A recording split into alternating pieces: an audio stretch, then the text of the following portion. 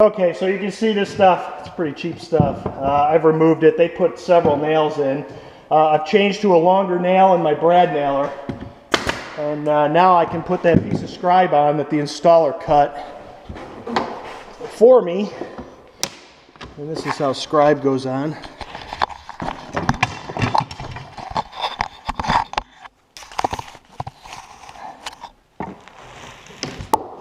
Push it on place. The longer nail, you don't have to worry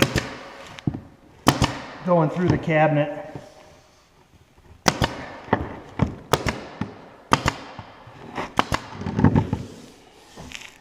And that's how you skin the side of a base cabinet.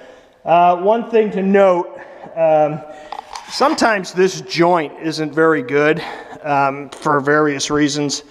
It's wavy or whatever. You can take some putty, the right color, this light red mahogany works well with the rouge, and you can fill that joint. But this looks good. I wouldn't even, I might hit that with a pen. That's another pin nail.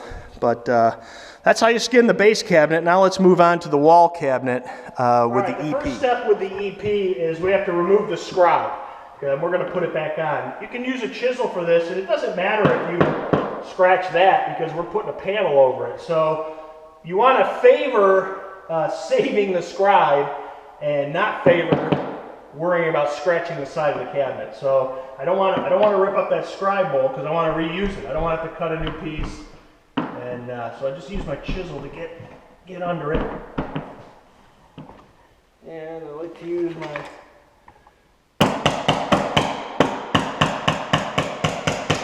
alternate hammer tool, and then it's just a matter of prying.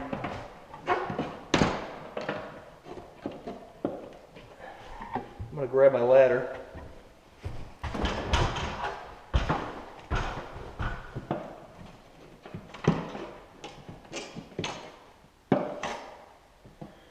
So here you can see the installer, he's not using a pin nail, he's using well, this isn't a brad nail, this is more of a finish nail, but we're just going to reuse this scribe, so we're going to pop these nails. I just pull them right out.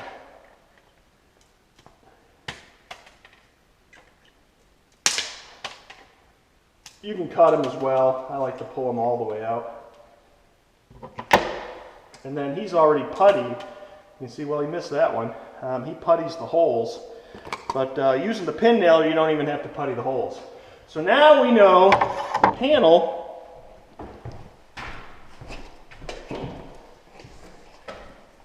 here you can see the grain's going the right way. It's exactly the thickness. See how you don't have to rip this down. So it's a lot easier for the tech, and it's the right material for the job. Now in this situation, because let's take the camera up. Because this is face mount crown, and I've gone over this before with some of you, but some of the other new people don't know this. Face mount crown gets nailed to the face frame of the cabinet. On the returns, this is a return of crown, and I'll go over that when I do a crown video. A small piece of material needs to be put in to fill this void.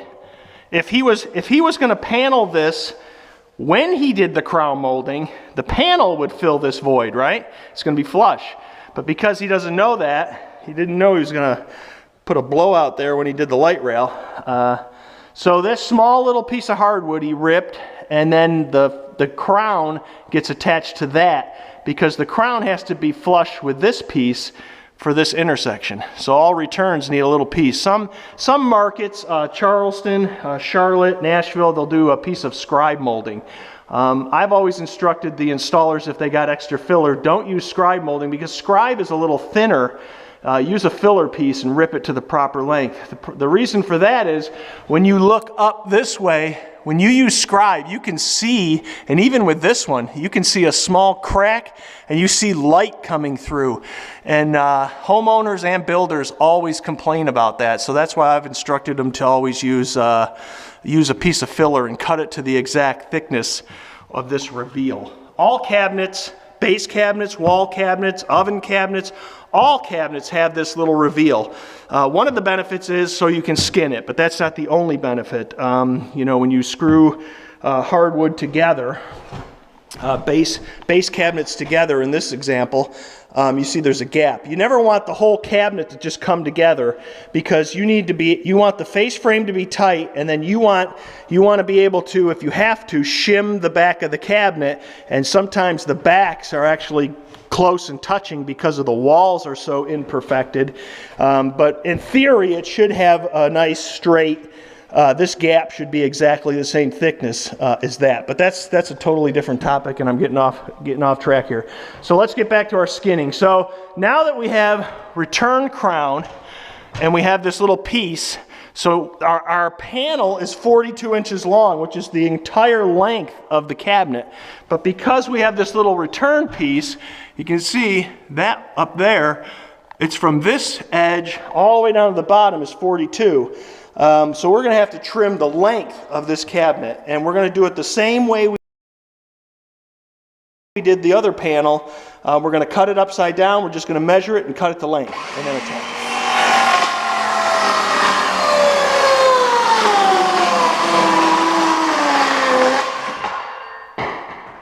So that's our cut edge, and because we cut it upside down, we get a nice, crisp, clean cut. I like to put the cut edge up at the top, only because I know from the factory this is nice and straight.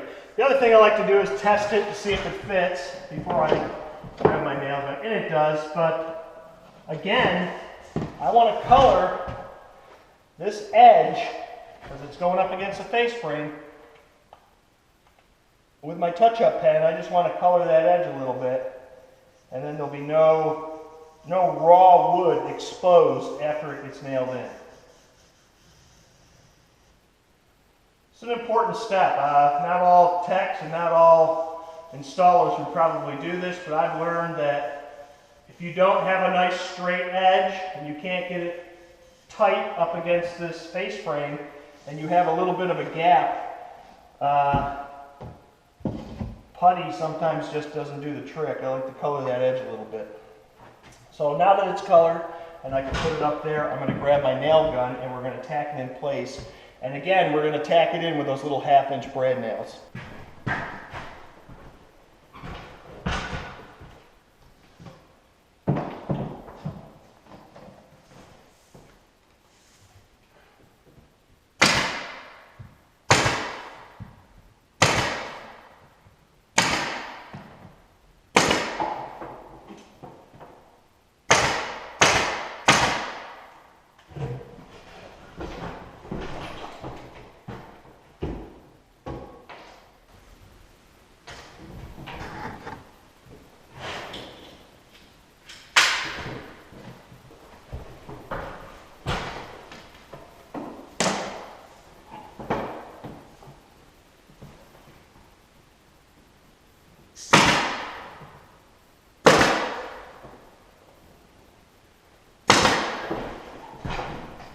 Everything with a touch-up pen, even if it's something that's not on the ticket, and I'm in the area, the crown nails, the putty kind of looked funky, so I touched it up anyways.